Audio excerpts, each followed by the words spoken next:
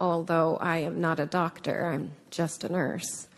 But what we saw on these front lines, we knew what was happening. And when we asked for the ibuprofen, they said, no, it was contraindicated. When we asked, like, why aren't we giving them steroids? Oh, well, it's not. We're just following orders. Following orders has led to the sheer number of deaths that has occurred in these hospitals.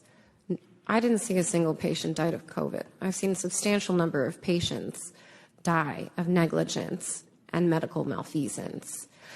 When I was on the front lines of New York, I'm unfortunately known globally viral as the nurse that was in the break room sobbing, saying that they were murdering my patients. The pharmaceutical companies had gone into those hospitals and decided to practice, I guess you can say, on the minorities, on the disadvantaged, on the marginalized populations that we know that we had no advocates for, because the very agencies that should have been protecting them were closed because we were sheltering in place. Now, while I was there and I saw that the pharmaceutical companies were rolling out remdesivir onto the patients, I tried to get a hold of the IRBs. I tried to get a hold of my appropriate chain of command. I tried CMS. I tried Department of Health. And they rolled out remdesivir onto a substantial number of patients for which we all saw it was killing the patients. And now it's the FDA-approved drug that is continuing to kill patients in the United States.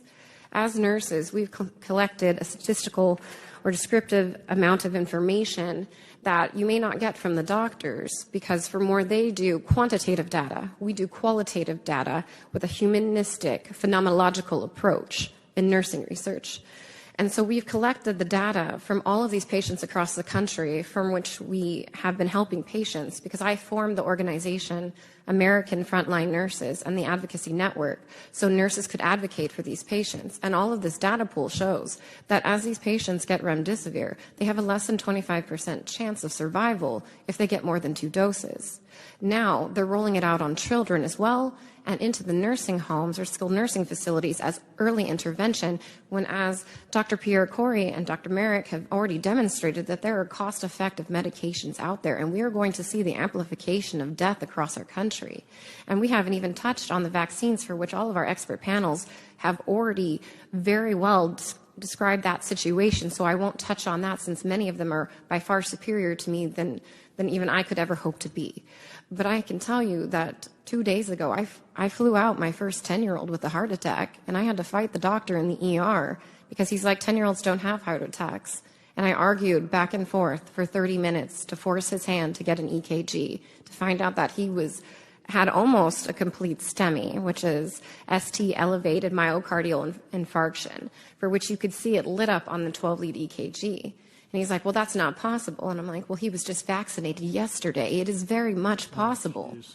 At any given time, people are getting a hold of me and the nurse advocates at American Frontline Nurses to help advocate, because as you've seen, there is victim shaming that it's anxiety, it's this. But in actuality, if they put down that it was a vaccine injury, the physician, the corporation, the hospital, the clinic, they actually won't get reimbursed. So it gets labeled as anxiety or neuropathy or Guillain-Barré syndrome, when in actuality, it's very realistically a vaccine injury. Now, I'm not, even though I founded American Frontline Nurses, I've traveled extensively to South America, India, and South Africa, working in hot zones, stopping the spread of the virus, and working with early intervention. And nowhere in those countries, in developing nations, do I see these issues that we see here in the United States. It's actually, I'm a very proud American citizen. I come from a family of immigrants, and my mother told me that the United States is the best country in the world, though granted I am biased being an American. And our level of healthcare has been deteriorated to substandard third world nation healthcare, whereas I tell people you are better off in South America in a field hospital than you are in level 1 trauma designer hospitals in the United States.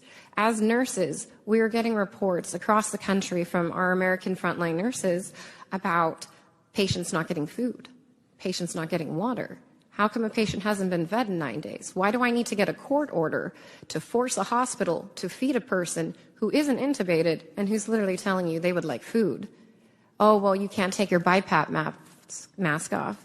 Well, that's what us nurses are for. We're going to help you take that off, and we're going to help you eat, but we're not allowed to.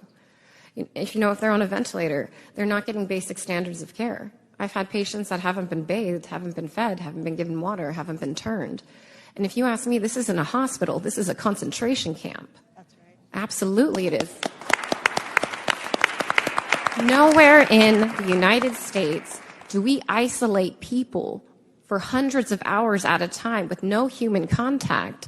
It's not even allowed in the prisons. You are not allowed to isolate a prisoner for beyond a certain extensive amount of time because it is horrible for their mental health and is considered inhumane. However, in these hospitals now, we're allowed to isolate patients from their families for days, and you have to say goodbye to them over an iPhone, as Jennifer Bridges has just demonstrated to us, or she has to shuttle people in to see.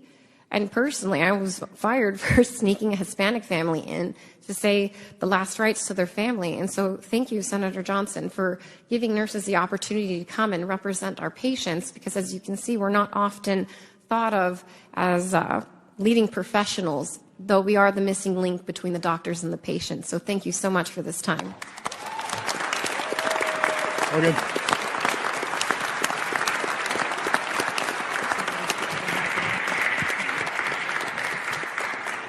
Thank you for being a nurse.